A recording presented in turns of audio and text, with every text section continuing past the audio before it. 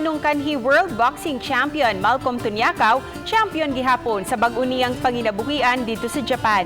Sa mga anaa siya sud sa boxing ring, padayon usab ang iyang pakigkumbate, apan ning higayuna nakatabang siya sa pagproteher sa kalikupan. Kini ang report ni Femery Dumabo. Kunun sa kapaspas sa boxing ring si 2000 WBC flyweight champion Malcolm Tunyakaw, mosab kapaspas ug kaabtik sa iyang trabaho isip basureros sa Japan. Ang 42 anyos nga si Tunyakaw kasamtangan naa sa Kobe, Japan ug nagpuyo sa maong nasud-sud na sa 17 ka tuig, human sa pipila ka tuig nga nahimong boxing trainer. Niadtong 2018 lang gitanyagan siya nga motrabaho isip basurero nga dali sab niyang gidawat ilabi na kay regular. Sa maong trabaho, mas nitaas ang iyang respeto ug kaluoy sa mga basurero sa Pilipinas. Ilabi na nga gabay ang ilang sweldo itandi sa iyang kita sa Japan. Si Tunyakaw mukita og kapin sa 1,200,000 ka pesos matag buwan nga dakong tabang sa iyang pamilya dinhi sa Pilipinas. Naanad daw sab siya sa kinabuhi sa Japan, ilabi na ang pagka-workaholic. Maningaw sa lago kay kugihan ko no kay kasalan. Kaya ako man daganon ako ang mga kuha sila magsaka na og luoy mga basurero sa tuwa kay ubos na kayang pagtan-aw ba.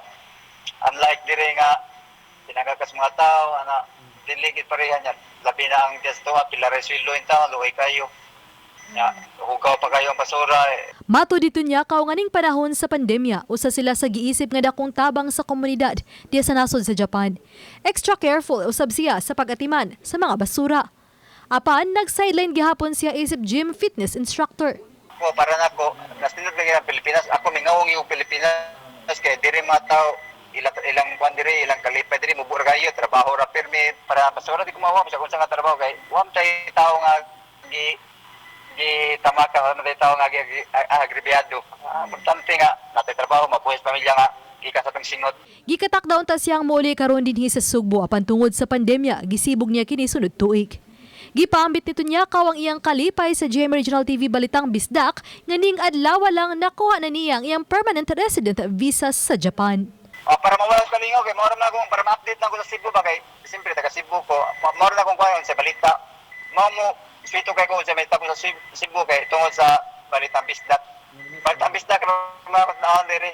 Uba ni Cleofer Lumayag. Ako si Femery Dumabok.